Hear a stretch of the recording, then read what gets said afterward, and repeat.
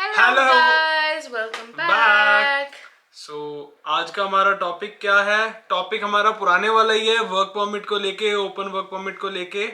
बहुत सारे क्वेश्चंस आए हुए थे, कमेंट्स आ रहे थे, इंस्टाग्राम पे भी बहुत लोगों ने कांटेक्ट करा। उसके लिए बहुत थैंक यू। कमेंट करते रहो, सपोर्ट करते रहो। तो अब हम जो वीडियो बना रहे हैं वो हम किसके लिए बना रहे हैं? किसके लिए बना रही हैं? तो क्योंकि हमारे इंस्टाग्राम चैनल पे भी बहुत सारे लोगों ने हमें मैसेज करा था और यूट्यूब पे भी उस वीडियो पे बहुत सारे कमेंट्स आए थे स्पाउसल ओपन वर्क परमिट को लेके। तो हमने सोचा कुछ कुछ क्वेश्चंस ऐसे थे जो काफ़ी कॉमन थे, तो हमने सोचा वो वाले क्वेश्चंस पिक करते हैं। और कोई कोई क्वेश्चंस ऐसे थे जो थोड़े डिफरेंट भी थे, जो हमें ऐसे यूनिक लगे कि किसी एक ही पर्सन ने पूछे हैं। तो हमने सोचा एक वीडियो बनाते हैं, Q&A वीडियो, जिसमें वो क्वेश्चंस डाल के और हम अपनी तरफ से जितना हो सकता है पॉसिबल उतना बेस्ट आंसर देते हैं। एंड उसके अलावा अगर उसके बाद भी अगर किसी को कोई कंफ्यूजन होती है तो वो हमें दोबारा से मैसेज कर सकता है। तो स्टार्ट करते हैं। फिर एक एक करके क्वेश्चंस रीड करेंगे और क्वेश्चंस मैं दिखा भी दूंगा साथ साथ, और एक एक करके हम क्वेश्चंस रीड करेंगे। जितनी भी हमें नॉलेज होगी उस चीज को लेके, या जिस भी पाथ से हम निकले हुए होंगे, खाली हम वो शेयर कर सकते हैं। ऐसा नहीं है कि जो हमने बोल दिया एक्यूरेसी के हिसाब से एक्यूरेट वही है, ऐसा कुछ नहीं है। अपना एजेंट और अपने हिसाब से आपको डील करना है अपनी फाइल पे, बट जो हमने फेस करा है या जिस फेस से हम निकले हम वो शेयर कर सकते हैं। फर्स्ट क्वेश्चन से चालू करते हैं। फर्स्ट क्वेश्चन रीड कर क्या है? तो पहला क्वेश्चन है हमारा ये कि मतलब जो कमेंट आया हुआ था, if there is any chance to get rejection if the spouse doesn't have job as the spouse just completed studies, कि स्पाउस ने अभी जस्ट स्टडीज अपनी कंप्लीट करी हैं और इसलिए उनके पास जॉब नहीं है, तो रिजेक्शन के चांसेस हैं या नहीं? तो इस केस में मैं थोड़ा अच्छे से इसको बता पाऊंगा क्योंकि मैं इंडिया में था और ये यहाँ पे थी। तो मैंने क्या फेस करा, मतलब मेरा केस बड़ा सॉर्टेड था इस उसमें कि बिजनेस हमने शो कर दिया, बिजनेस के अंदर हमने आइडियाज वगैरह कर दी, करंट अकाउंट वगैरह शो कर दिए।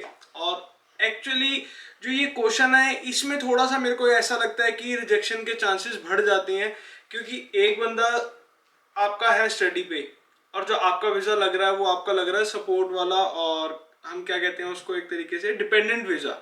तो डिपेंडेंट वीजा में थोड़ा क्या होता है कि आपको थोड़ा बैकग्राउंड से सॉलिड दिखना चाहिए कि बंदे का बिजनेस वगैरह है, ये वापसी आएगा। जब आप भी स्टडी पे वो भी स्टडी पे, दोनों जाओगे दोनों ही नहीं आओगे, तो थोड़ा यहाँ रिजेक्शन के चांसेस। और रीजन यही आता है कि जो मैंने बहुतों से सुना है कि रीजन जो आता है वो रीजन यही आता है कि आप लोग वापसी नहीं आओगे।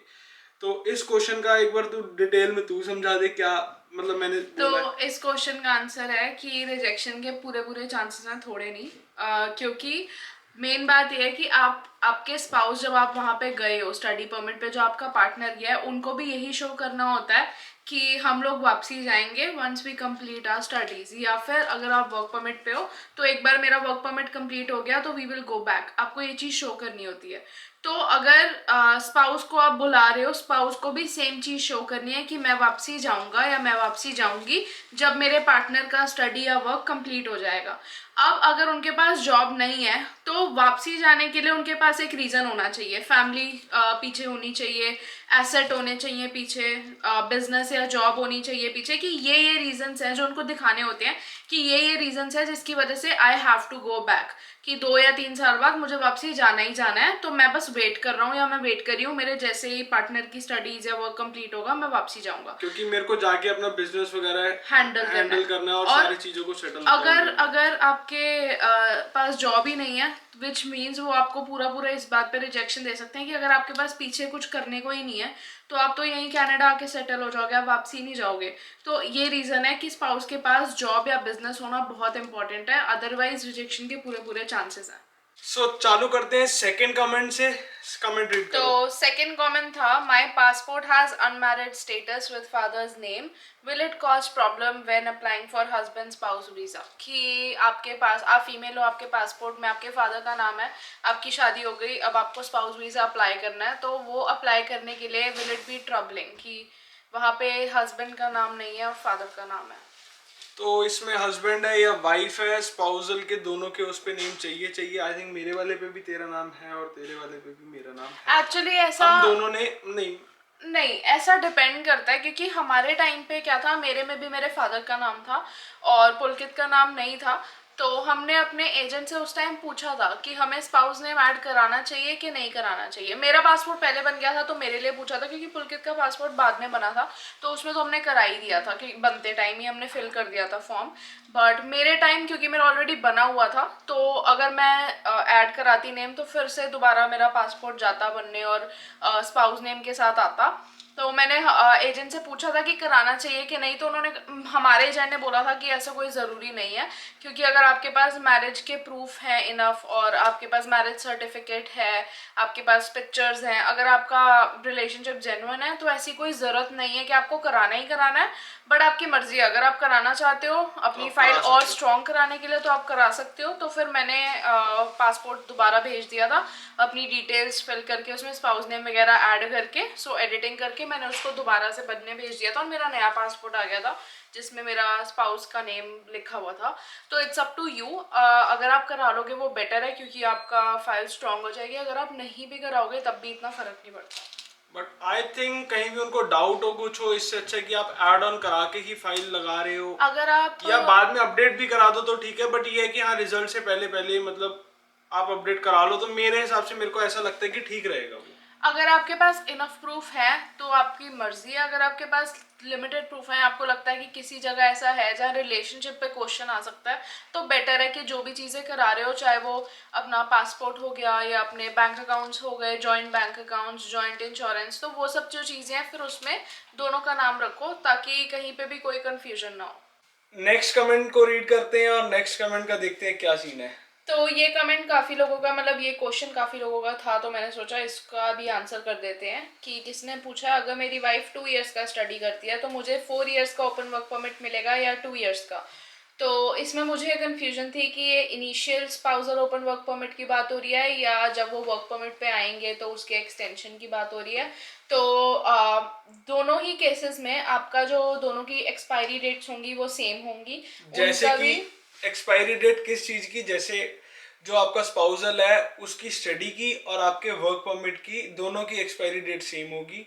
उसके बाद जैसे दिसंबर तक स्टडी परमिट था और स्पाउसल आया, उसका भी दिसंबर तक ही वर्क परमिट होगा। नेक्स्ट स्टेप आता है, दोनों अप्लाई करते हैं वर्क परमिट। वर्क परमिट जैसे जो स्टडी पे था उसका पहले आ गया, उसके बिहाफ पे लगेगा जो उनका स्पाउसल था।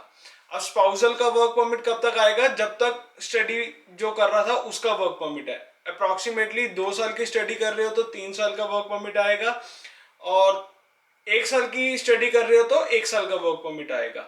सेम ही जो स्पाउसल है उसका भी ऐसे ही होगा कि उसका भी 3 साल का वर्क परमिट आएगा। अगर 2 साल की स्टडी करी थी स्पाउसल ने और 1 साल की स्टडी करी थी तो स्पाउसल का भी 1 ही साल का वर्क परमिट आएगा। तो मतलब दोनों के वर्क परमिट्स की एक्सपायरी दोनों केसेस में सेम होंगी। अगर आपके स्पाउस की 2 इयर्स की स्टडी थी तो अप्रोक्सीमेटली 3 इयर्स का आता है, एंड अगर 1 ईयर की स्टडी थी तो 1 ईयर का आता है। नेक्स्ट कमेंट पे आते हैं। नेक्स्ट कमेंट था हमारा आईटीआर रिपोर्ट को लेके कि आईटीआर रिपोर्ट बन जाती है और कितने टाइम की चाहिए होती है। ये है, अगर आप जॉब कर रहे हो तब भी आप आईटीआर फाइल करते होगे, अगर आप बिजनेस कर रहे हो तब भी आप आईटीआर फाइल करते होगे। जॉब करते हो तो आपकी बैंक स्टेटमेंट्स, सैलरी स्लिप्स और आपकी आईटीआर वगैरह लग जाती है। बिजनेस कर रहे हो तो आपके उसमें बैंक स्टेटमेंट हो गई, आईटीआर हो गई, आपके करंट अकाउंट हो गए, सबकी स्टेटमेंट वगैरह लग के क्लियर आउट हो जाता है सारी चीज़ों का। तो अब आईटीआर का कमेंट आया कि आईटीआर ऑन द स्पॉट बन जाती है। आईटीआर ऑन द स्पॉट बन जाती है, 2 इयर्स की आई थिंक फाइल कर सकते हो, जो आपका करंट ईयर है उसकी, और लास्ट ईयर की आप फाइल कर सकते हो। तो ऐसे करके 2 ईयर की आईटीआर फाइल हो जाती है। थोड़ी सी आई थिंक उस पर पेनल्टी वगैरह कुछ लगती है, वो पे करके आपकी 2 ईयर की आईटीआर फाइल हो जाती है। आईटीआर नीड है या नहीं, आई थिंक सो आईटीआर की नीड बहुत ज़्यादा है कि उससे एम्बेसी को जो भी रिव्यू कर रहा होता है आपकी फाइल, उसको आइडिया लग जाता है कि ये कितनी जो स्टेटमेंट्स वगैरह दी गई हैं फेक हैं या ओरिजिनल है, क्योंकि आईटीआर भी एक गवर्नमेंट का पेपर है और एक वे है चेक करने का, फाइनेंस अपना प्रूफ करने का। अब आते हैं नेक्स्ट क्वेश्चन पे। तो ये क्वेश्चन जो है बहुत लोगों का होता है और हमारा भी था अपने टाइम पे जब हमने अपनी फाइल लगाई थी। My wife is going for Jan intake 2024 for a 1 year course, so I can apply for spousal open work permit after her first semester starts, like after second week of January. तो इसके अंदर हमने भी बहुत सर्वे किया था और बहुत चेक किया था, और यहाँ आके मेरे को एक चीज़ और पता लगी कि ऐसा नहीं है कि आपको एक सेमेस्टर निकालने के बाद ही करना है, और ऐसा भी है कि एक सेमेस्टर निकालने के बाद भी आप अप्लाई कर रहे हो स्पाउसल का, वो भी ठीक है। और आप दोनों साथ भी अप्लाई कर सकते हो, जैसे स्टडी परमिट आया उसके साथ साथ ही आपने वर्क परमिट अप्लाई कर दिया, रुकने की नीड नहीं है। क्योंकि काम पे मेरे साथ बहुत हैं जिनके स्पाउसल का ऐसे हुआ है कि साथ के साथ वो दोनों एक ही फ्लाइट में आए हैं, तो ऐसा भी हो जाता है। तो ऐसे बहुत केसेस हमने देख लिए जिसमें दोनों इकट्ठे आए हैं। तो अगर आपको चाहिए आप पहले उनका स्टडी परमिट अप्लाई कर दो, अगर आपके पास इनफ टाइम है। आपने उनका स्टडी परमिट अप्लाई करा, जैसे ही स्टडी परमिट आ गया स्पाउसल वर्क परमिट अप्लाई कर दिया और दोनों साथ में फ्लाइट लेके यहाँ पे आ गए। दोनों साथ भी आ सकते हो। अगर कोई आपका एजेंट है वो आपको डाउट फील कराता है तो मेरे हिसाब से नहीं, एजेंट के हिसाब से सुनना, उसके हिसाब से चलना। मैंने तो जो यहाँ देखा, मैंने खाली वो एक शेयर करी है आपके साथ बात, और जो हमारा था, हमारा भी हम लोगों ने ऐसे ही करा था क्योंकि हमारे को इतनी डिटेल में पता नहीं लगा और किसी से बात भी नहीं हो पाई। तो हमने एजेंट को ही लेट कांटेक्ट करा था कि हमने स्पाउसल लगाना है, उसने भी हमें उस वक्त नहीं बोला था, हमने भी लेट कांटेक्ट करा, पर हम साथ कर सकते हैं। तो इस क्वेश्चन का आंसर है यस, क्योंकि उनका फर्स्ट सेमेस्टर शुरू हो गया है और वो जब उनका कॉलेज स्टार्ट हो गया उसके बाद आप अप्लाई कर सकते हो अपने स्पाउस वीजा के लिए, आने के पूरे चांसेस हैं। बट अपने कंसल्टेंट से कंसल्ट करो, because file to file different होता है। अगर आपकी फाइल स्ट्रांग है तो आई डोंट थिंक कोई इशू आना चाहिए। हाँ, अगर आपकी फाइल वीक है तो उसमें क्वेश्चन उठ सकता है। बहुत चीज़ें मैटर करती हैं कि आप आफ्टर मैरिज आप कितना टाइम आप साथ में रहे हो, कितने टाइम बाद आपकी वाइफ या आपके हस्बैंड चले गए, तो बहुत डिफरेंट चीज़ें होती हैं। तो उसके लिए अपने फाइल स्पेसिफिक एडवाइस के लिए अपने एजेंट से बात करो। बट ऐसा कोई मैंडेटरी नहीं है, ऐसा कहीं नहीं लिखा कि एक सेमेस्टर पूरा होने के बाद ही आपने अप्लाई करना है, या वाइफ या आपका पार्टनर जब कनाडा चला जाए उसके बाद ही आपने अप्लाई करना है। ऐसा कुछ नहीं है। नेक्स्ट कमेंट पे आते हैं, वो है minimum qualification for spouse and does gap matter in spouse visa. मेरे को गैप समझ नहीं आया कि कौन से गैप की बात हो रही है, स्टडी के गैप की बात हो रही है या क्वालिफिकेशन के गैप की बात हो रही है। क्वालिफिकेशन मैटर ये करती है कि इस चीज़ को ऐसे लिया जाए कि हाँ मैटर ग्राउंड स्केल पे तो करती है क्वालिफिकेशन मैटर। आप यहाँ पे लैंड होने के बाद आप किसी से भी बात करते हो, कम्युनिकेट करते हो, तो उसमें आपको बहुत ज़्यादा प्रॉब्लम होती है। कहीं भी आप जॉब लेने जाते हो, जॉब के लिए जाते हो, अब स्पाउसल आया कहीं जॉब तो करेगा ही, तो आपको वहाँ भी प्रॉब्लम आएगी। क्वालिफिकेशन का ऐसा नहीं है कि वो कुछ ज़्यादा डिटेल में देखते हैं। एक और क्वेश्चन मुझे आया था कि स्पाउस को इंग्लिश आनी जरूरी है या नहीं है, मुझे अभी याद आ गया। तो बेसिकली ये डायरेक्टली कहीं नहीं लिखा, बट अगर आप इनडायरेक्टली देखोगे तो ये चीजें मैटर करती हैं, क्योंकि ग्राउंड लेवल पे मैटर करती हैं। हाँ, कोई आपको पेपर वगैरह नहीं देना, कोई आइल्स क्लियर नहीं करना, ऐसा कुछ क्लियर नहीं करना, बट आपको जब पीआर करनी है तब आपको आइल्स देना पड़ेगा, तब आपको इंग्लिश भी आनी चाहिए। और अगर आपको इंग्लिश तब नहीं आती तो प्रॉब्लम तो क्रिएट होगी। प्रॉब्लम आपके आते ही क्रिएट हो जाएगी, बिकॉज अगर आप यहाँ पे आ रहे हो सबसे पहले आपको फेस करना होता है उनको इमिग्रेशन पे। कनाडा के इमिग्रेशन पे वो आपसे कुछ चीजें पूछेंगे, क्वेश्चंस पूछेंगे। वहां पे सिर्फ एक किया, एक तो आपको पता होना चाहिए और दूसरा आप में कॉन्फिडेंटली आपको आंसर करना आना चाहिए, ऑब्वियसली इंग्लिश में। तो इंग्लिश आनी जरूरी है। इतनी तो आनी जरूरी है कि आप कम्युनिकेट कर पाओ, आप समझ पाओ। वो आपसे कोई क्वेश्चन पूछ रहे हैं, कोई एड्रेस पूछ रहे हैं, कोई पेपर मांग रहे हैं, तो आप उनको जवाब दे पाओ और वो उनको ये लगे कि हाँ ये सामने वाला पर्सन जो है वो कॉन्फिडेंटली बात कर रहा है, so everything is good. But अगर आपको बेसिक इंग्लिश मतलब बेसिक अगर आपको कम्युनिकेशन में भी प्रॉब्लम है तो आई वुड सजेस्ट कि कम्युनिकेशन में थोड़ा इम्प्रूव करो, क्योंकि उसकी आपको इनफैक्ट इमिग्रेशन से निकलने के बाद भी अगर आपको वहाँ से मिल भी गया अपना वर्क परमिट, उसके बाद निकलने के बाद भी आप जॉब ढूंढोगे, कहीं पे भी आप बात करोगे, आपको इंग्लिश की तो इम्पोर्टेंस है ही है। मतलब इंग्लिश तो है ही है। उसके बाद अगर जिनको इंग्लिश आती भी है उनको भी थोड़ा टाइम लगता है एक्सेंट अंडरस्टैंड करने में। अगर आपको आती नहीं है तो फिर एक्सेंट अंडरस्टैंड करना तो ऐसा होगा कि सर के ऊपर से ही सारी चीजें जा रही हैं। मैं ये नहीं कहता कि आप इंग्लिश की वजह से आओ मत, आप आओ, बस इतना हो कि आप चीजों को अंडरस्टैंड इजीली कर पाओ। और क्वालिफिकेशन वाला जो क्वेश्चन था, क्वालिफिकेशन का यही है कि मिनिमम क्वालिफिकेशन हमने रीड करा था इस पे, तो हमें कुछ ऐसा दिखा नहीं कि मिनिमम क्वालिफिकेशन इतनी होनी चाहिए। कैनेडियन गवर्नमेंट की वेबसाइट पे कहीं पे कुछ ऐसा मेंशन नहीं है कि मिनिमम क्वालिफिकेशन होनी चाहिए। बट इनडायरेक्टली ये कैसे लिंक्ड है कि आपको यहाँ पे स्पाउसल वीजा लगवाने के लिए जॉब या बिजनेस करना जरूरी है, और अगर आप जॉब या बिजनेस करते हो तो आई थिंक 12th पास या ग्रेजुएट तो हर कोई होता ही है मोस्टली, एंड आई थिंक कुछ ऐसा कंडीशन मुझे मिली थी कि 18 ईयर्स ऑफ एज होनी चाहिए एटलीस्ट आपकी, दोनों की, ताकि आप अपने स्पाउस को भी बुला पाओ और आप भी यहाँ पे मतलब आप स्पॉन्सर भी कर पाओ और आपके स्पाउस भी इस क्वेश्चन को थोड़ा हंसी में बदले तो 18 ईयर एज तो होगी तभी स्पाउस बनेगा शायद, सॉरी। नेक्स्ट क्वेश्चन पे आते हैं। तो बस यही था, और ऐसा कुछ मेंशन नहीं था वहाँ पे क्वालिफिकेशन को लेके, बट हाँ आई थिंक 12th पास या ग्रेजुएट तो एटलीस्ट चाहिए ही है, और इंग्लिश आनी ज़रूरी नहीं है, बट आ जाए तो अच्छी बात है, इजी रहेगा यहाँ पे आके। तो हम लोग आपसे सिर्फ अपना एक्सपीरियंस शेयर कर सकते हैं, अपना पॉइंट ऑफ व्यू शेयर कर सकते हैं, हमारी कोई भी एडवाइस प्रोफेशनल एडवाइस नहीं है। तो इट्स नॉट लाइक हमने जो कह दिया आप लोग उसको फॉलो करो, एंड आप अपना रिसर्च करो, अपने एजेंट ढूंढो। अगर आपको एजेंट चाहिए तो हम एजेंट का नंबर भी दे सकते हैं जो हमारा एजेंट था। तो हम सिर्फ और सिर्फ अपना एक्सपीरियंस और अपना पॉइंट ऑफ व्यू शेयर कर रहे हैं, और जितनी नॉलेज हमें है, हम प्रोफेशनल्स नहीं हैं, तो ज़रूरी नहीं है कि हमारी सारी चीज़ें एकदम परफेक्ट होंगी या हमें हर चीज़ पता होगी इस पर्टिकुलर इमिग्रेशन प्रोसेस वे को के लेके। बारे में।